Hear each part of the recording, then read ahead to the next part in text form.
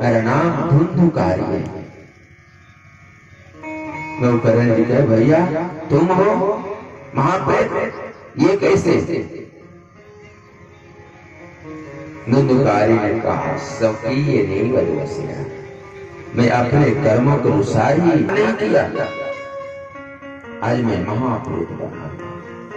भैया जल्दी कल्याण करिए, जल्दी कोई उपाय कीजिए, अभी तक मैं जल तक ग्रहण नहीं किया। गौकर्ण ने कहे धुंधुकारी अरे तुम्हारे निमित्त मैंने गया में भी श्राद्ध किया, तर्पण किया, उसमें तुम्हारा कल्याण नहीं हुआ, वो जल को भी तुम स्वीकार नहीं किए। धुंधुकारी कहा भैया एक बार गया श्राद्ध करने की कौन कहे, गया सार्ध सतेन आपे मुक्ति भविष्य के। अगर महाराज 100 बार भी 1000 बार भी मेरे नाम से अगर गया में श्राद्ध कर्म किया जाए ना, पिंडदान की जाए ना, तर्पण किया जाए ना, उसके बाद मेरा कल्याण नहीं हो सकता है। भैया कोई दूसरा उपाय हो तो करिए। अब महाराज गौकर्ण जी चिंता में हो गए, दूसरा उपाय क्या करें, कैसे मेरे भाई धुंधुकारी का कल्याण हो। वही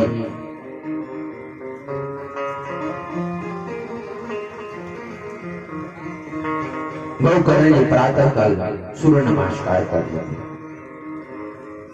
तब तक उनके भीतर से प्रेरणा हुई महाराज आपके भाई धुंधुकारी का तभी कल्याण हो सकता है जब श्रीमद् भागवत महापुराण की मंगलमय कथा सुने। देखिए उपाय। और जैसे महाराज गौकर्ण जी सुने के श्रीमद् भागवतान मुक्ति सप्ताह वाचनम करो, श्रीमद् भागवत महापुराण की मंगल में कथा कहने से, वाचन करने से मेरा धुंधुकारी की मुक्ति हो जाएगी। प्रसन्न हो गए और वहीं महाराज श्रीमद् भागवत महापुराण के आयोजन किए। पूरे गांव क्षेत्रवासी समस्त लोग आकर के कथा सुनने के लिए विद्यमान हुए। कथा प्रारंभ हुई। धुंधुकारी महाराज जहाँ पे कथा हो रही थी ना, उसी कथा के बगल में 7 ग्रंथि वाले एक बांस, उसी बांस में धुंधुकारी प्रविष्ट हो गया। एक दिन कथा विश्राम होता, एक ग्रंथि अपने टूटती, और जैसे 7वें दिन कथा विश्राम हुई, वही धुंधुकारी सुंदर स्वरूप धारण करके देव रूप में प्रकट हो गया।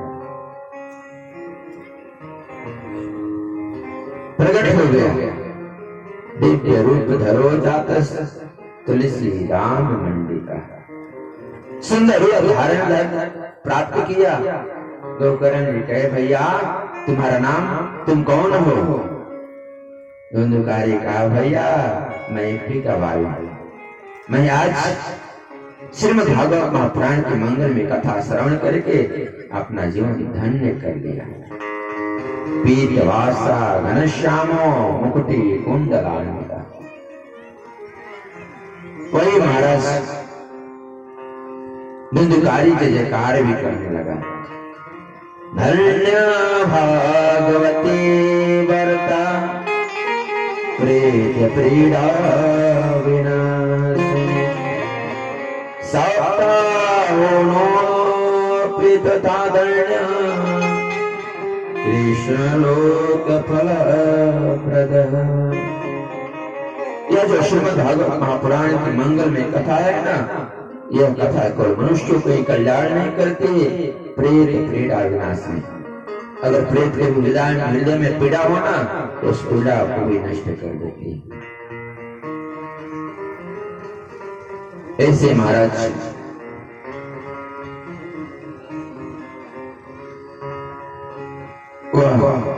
धुंधुकारी श्रीमद् भागवत जी के मंगल में कथा श्रवण करके अपना जीवन धन्य किया। भगवान को दूत आ गए विमान लेकर के धुंधुकारी को ले जाने के लिए। गौकर्ण ने कहे, कथा तो सबने सुना है, परंतु केवल धुंधुकारी के लिए क्यों भी मनाया?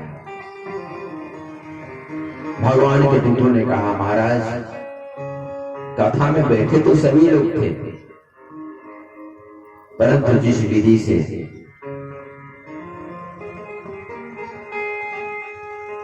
जैसा सदा पूर्वक किया धुंधुकारी कथा सुना है, वैसे और लोग नहीं सुने।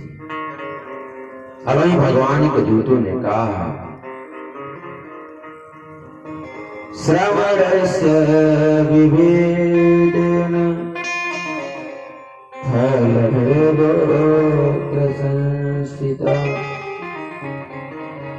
श्रवणं तु कृतं सर्वे न तथा मननं कृतं। वही महाराज भगवान के दूतों ने कहा, कथा में तो सभी लोग बैठे थे, परंतु जिस विधि से धुंधुकारी ने कथा सुना, उस विधि से और लोग नहीं सुने। संदेश इतना सुंदर है, कथा पंडाल में बैठने से हम श्रोता नहीं हो जाते। कथा पंडाल में बैठने से हम श्रोता हो जाते, तो मानसकार माता सती जी को नाम को क्यों हटाते? किसी ने मानसकार से पूछा, बाबा कथा किसने सुना? मानसकार कहे, सुनी महेश परम सुख माना। किसने सुना? भूत भाव शंकर जी। क्यों नाम को हटा दिए महाराज? सती जी तो बैठे थे सुनने के लिए। मानसकार कहे कि जिसकी हृदय में श्रद्धा होती है ना, वही श्रोता होता है। जिसके हृदय में संशय हो जाए, वो श्रोता नहीं होता, श्रोता हो जाता है। और श्रोता भी तीन प्रकार के होते हैं। एक श्रोता होते हैं, एक श्रोता होते हैं, और एक श्रोता होते हैं। एक जो श्रोता होते हैं ना, वो श्रद्धा पूर्वक पंडाल में बैठ करके कथा सुनते हैं। और दूसरा श्रोता, भले महाराज जी कथा कर रहे हैं, परंतु अपनी बात खत्म नहीं होती, आपस में वार्तालाप होती है। आज हमें ये समझ में नहीं आता है, हम कथा पंडाल में आकर के क्यों बात करते हैं? पहले के जमाने के लोग बात करते, समझ में भी आता है। आज क्यों करना है? अरे आज तो मोबाइल का जमाना है, 1 घंटा कौन कहे, 24 घंटा बात करो। यही नहीं, जो जो पूछना है अकेले में पूछ लो। परंतु हमारी विनम्रता क्या है? कथा में आते हैं ना, वार्तालाप करते हैं। परंतु ऐसा नहीं होना चाहिए। जिस उद्देश्य को लेकर हम आज उस उद्देश्य को पूरा करना चाहिए। एक श्रोता होते हैं, एक श्रोता होते, एक श्रोता होते हैं। ऐसे भी श्रोता होते हैं कथा सुनने वाले, जो कथा सुनने के लिए आते हैं कथा पंडाल में, परंतु आने के बाद सो जाते हैं। बहुत लोग होते हैं। और एक व्यक्ति थे, कहीं भी कथा होती थी तो सोने के लिए चले जाते थे। शायद उनके घर में नींद पूर्ति नहीं होती होगी। उनके गांव के बगल में कहीं कथा हो रही थी, अब वो भाई साहब चले गए। और ऐसे लगा स्थान पता है कैसा चुनते हैं, जहाँ खंभा होता है। और महाराज ले आए, खंभे का सहारा लिए और सो गए। और केवल सो जाते तो काम भी बनते, सोने के बाद सपने भी देखते थे। अब उस दिन सो गए तो सपना देखे कि महाराज कपड़ा का दुकान खुले। एक ग्राहक आया है, मार्केट कपड़ा खरीदने के लिए, भैया कैसे रुपए मीटर दोगे? ओ भाई साहब सपने में कह, देखो बहनी का टाइम है, 5 रुपए मीटर दे देंगे। अब जिसको लेना था कहा कि बहनी का टाइम है, 2.5 रुपए मीटर देना है तो दे दो, ले लेना तो मैं चलता हूँ। अब तो भाई साहब मन में विचार के सपने में, बहनी का टाइम है, अगर मैं नहीं देता हूँ तो बहनी में मिल जाएगा। बुलाए, भैया कोई बात नहीं, 2.5 रुपए मीटर ले लो। और महाराज जैसे मार्किन की कपड़ा देने के लिए तैयार हुए, मन में विचार किए, यह महाराज मार्किन का कपड़ा है, इसके फाड़ने के लिए कई चीज क्या जरूरत है, हाथ से फाड़ देते हैं। और इससे महाराज सपने में हाथ लगाए मार्किन में, और आश्चर्य की बात कि सपने में हाथ नहीं लगाए थे कपड़ा फाड़ने के लिए, हकीकत में भी उनके जो सामने आगे जो व्यक्ति बैठा था ना, उसी के कुर्ता में हाथ ऐसे लगाए थे, ऐसे। और जिसे सपना में मार्किन फाड़े, हकीकत में भी आगे वाले व्यक्ति के कुर्ता का कपड़ा फाड़ा। और तो महाराज आगे वाले व्यक्ति कहा कि क्या करते हो, कथा सुनने के लिए आए हो, सोने के लिए आए हो? और उसने भी कहा महाराज क्या कहे, नींद लग गई थी। अब जिसमें कपड़ा फटी थी उसने कहा कि ऐसा ऐसा सोया जाता है, ऐसा तुम सोते हो कपड़ा फाड़ते हो? उसने कहा महाराज सपना देख रहे थे। उसने कहा कि और विडंबना है, सपने में कपड़ा फाड़ा जाता है, ऐसा तुम सपना देखते हो? ऐसे ऐसे लोग हैं जो आते हैं तो सो जाते हैं, परंतु ऐसा नहीं होना चाहिए। कथा श्रद्धा की चीज है, श्रद्धा है तो महाराज हमारे जीवन में सुख शांति अनेक प्रकार की सुविधाएं हैं, और श्रद्धा नहीं है तो सारी सुविधाएं रहने के बाद भी हमारा जीवन दुख में रहता है। इसलिए श्रद्धा होनी चाहिए, श्रद्धा हो तब श्रद्धा कहलाती है। परंतु विडंबना, हम कथा में आते हैं मन ही नहीं लग पाता। महाराज जी कथा में बैठते तो हैं परंतु मन ही स्थिर नहीं रहता है। और आप सभी देखेंगे कथा में बैठे रहते हैं ना, बैठे कथा में, और ध्यान कहाँ है, घर पे। अभी तक खाना बना होगा कि नहीं बना, सोने का भी टाइम हो गया है। यही नहीं, कई लोगों का जो आदत होगी सीरियल देखने की, उनकी महाराज हालत खराब, पता नहीं भागवत जी कब विश्राम होगी कि जाकर घर में सीरियल देखेंगे। भले भले कथा पंडाल में बैठे रहते हैं और मन इधर उधर घूमते रहता है। कथा पंडाल में रहते हैं और मन कहाँ रहता है, बाजार में। बाजार से भी सब्जी लानी है, ये भी सामान लाना है, वो भी लाना है।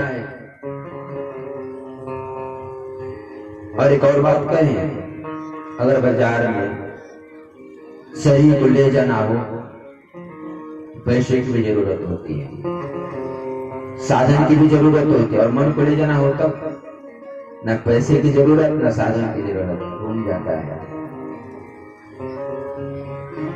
आरा विक्रमगंज गढ़नी पटना कौन कहे, अगर मन को हम छोड़ देगा तो दिल्ली तक घूम कर आ जाएगा। और सबसे विडंबना, इसको घुमाने के लिए न टिकट की जरूरत है, न ट्रेन की जरूरत है, न एसी होगी न थर्ड होगी, किसी की जरूरत नहीं, घूम कर आ जाएगा। और ऐसे मन जो चंचल है ना, इस मन को भी हम छोड़ देते हैं, हम कथा कैसे सुन पाएंगे। इसलिए मन कहीं जा भी रहा हो ना, ध्यान लगाएंगे। जब तक ध्यान से सुनेंगे नहीं ना, तब तक समझ नहीं पाएंगे। घर पर हम टीवी कैसे देखते हैं, कितना ध्यान से देखते हैं। थोड़ा सा भी कोई हालात कर देता है, मालूम होता है कि रिमोट पटक करके तोड़ देते। थोड़ा सा भी कोई डिस्टर्ब करता है, मन करता है कि टीवी को छोड़ दे। उसी प्रकार से हमें कथा में भी कथा मन लगा करके सुननी चाहिए। दुकाली मन लगा करके तो कथा सुना, जिसको लेने के लिए भगवान को दूत आ गया, विमान आया और लेकर चले गए। और वही हमारे फिर गोकर्ण जी दूसरी बार भगवान की श्रीमद् भागवत जी की मंगल में कथा आयोजन किए, और जो आयोजन किए तो इस कथा सुनने के लिए सभी ग्रामवासी क्षेत्रवासी आए और मन लगा करके कथा सुने। और जब मन लगा कर कथा सुने ना, तो उसका परिणाम क्या हुआ, सबके लिए विमान आया। अयोध्या वासिना पूर्वम यथा रामेण संगता, जैसे राघवेंद्र सरकार जाते समय समस्त अयोध्या वासियों को लेकर के साकेत धाम में गए थे, उसी प्रकार से गोकर्ण जी समस्त श्रोताओं को भगवान के धाम लेकर चले। ऐसी श्रीमद् भागवत महापुराण की मंगल में कथा है, जिस कथा को शनकादि ऋषि नारद जी से कह रहे थे, नारद यह जो भागवत जी की मंगल में कथा है ना, जैसे हम और आप विवाह घर में करते हैं वो हर्षोल्लास के साथ, उत्साहित के साथ, प्रसन्न, वैसे ही भागवत जी की मंगल में कथा प्रसन्न मन से हर्षोल्लास के साथ तैयारी करना चाहिए। अनेक प्रकार की विधि बनाते हैं, सजाते हैं, सफाई करते हैं विवाह में, उसी प्रकार से भागवत जी की मंगल में कथा श्रवण करने के लिए उसी प्रकार से तैयारी करनी चाहिए। प्रश्न कथा किसे सुने, विरक्तो वैष्णव विप्रो वेद शास्त्र विरक्त हो, वैष्णव विप्र हो और वेद शास्त्र का जानकारी, यही नहीं ऐसा वक्ता हो जो दृष्टांत कुशलो धीरो वक्ता कार्यो तेज प्रिय, जो कथाओं को अनेक प्रकार के दृष्टांत देकर उसको समझाए वैसे वक्ता। किसी ने संत कुमारों से कहा, महाराज भागवत जी कथा कैसे सुननी चाहिए, जलाहार रह करके, निराहार रह करके कि फलाहार रह करके, भोजन करके। संत कुमार कहे कि अगर निराहार रहने के बाद भी अगर कथा सुनने में विघ्न आ रहा हो तो महाराज भोजनम तो ब्रह्मण्य कथा श्रवण कार्य भर पेट खा करके और कथा पंडाल में बैठ करके मन लगाकर सुनो, तभी महाराज कथा सुनने का फल प्राप्त होगा।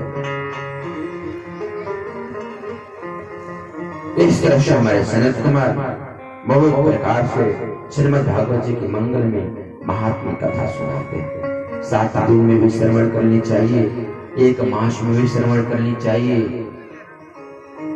इस प्रकार से विधि बताते हैं। श्रीमद् भागवतम नामम पुराणम लोकविश्रुतम, यह जो श्रीमद् भागवत महापुराण है अगर अध्ययन किया जाए, पढ़ा जाए, दर्शन किया जाए तो महाराज यह पाप नष्ट कर देती है। इसलिए नित्यम भागवतम यस्तु पुराण पढ़ते हैं नर, इसलिए समस्त प्राणियों को श्रीमद् भागवत महापुराण की मंगल में एक ही श्लोक को गायन करना चाहिए, पढ़ना चाहिए, जीवन कल्याण में हो जाता है। इस तरह से श्रीमद् भागवत महापुराण की जो महात्मा कथा है यहाँ पे विश्राम होती है। आगे हमारे श्रीमद् भागवत महापुराण की मंगल में कथा प्रारंभ होती है। प्रथम स्कंद, जब सबसे पहले हमारे वेदव्यास जी मंगलाचरण करते हैं, और मंगलाचरण किसकी, सत्यम परम धीमहि। हमारे मान मतलब वेदव्यास जी मंगलाचरण किए किसका, सत्य है, जो सत्य है। और सत्य से कौन है, जन्मादसयतुल वयादितरत चाध्येष्वेगः स्वराट तेने ब्रह्म हृदययाति कवये मोहयन्ति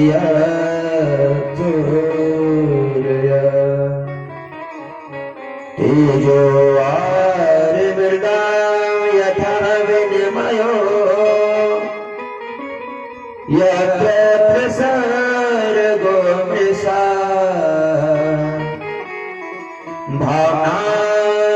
भावनास्वेन सदा निरस्तकुहकम् सत्यं परं धीमहि। वेदव्यास जी मंगलाचरण किए। किसी ने पूछा, सत्य परम धीमहि, अब सत्य स्वरूप भगवान का ध्यान करने मंगलाचरण करें, वह सत्य स्वरूप कौन है? वेदव्यास महाराज एक वही है, जन्मा वैसे, जो जन्म लेने के बाद ही जन्मा है, और जो जन्मा होने के बाद भी जन्म ले लेता है, वही जो अनुगत भी है और अवगत भी है। राम कृष्ण के रूप में आते हैं और राम कृष्ण के रूप में नहीं रहते हैं, उनके अलग गुण की सत्ता होती है।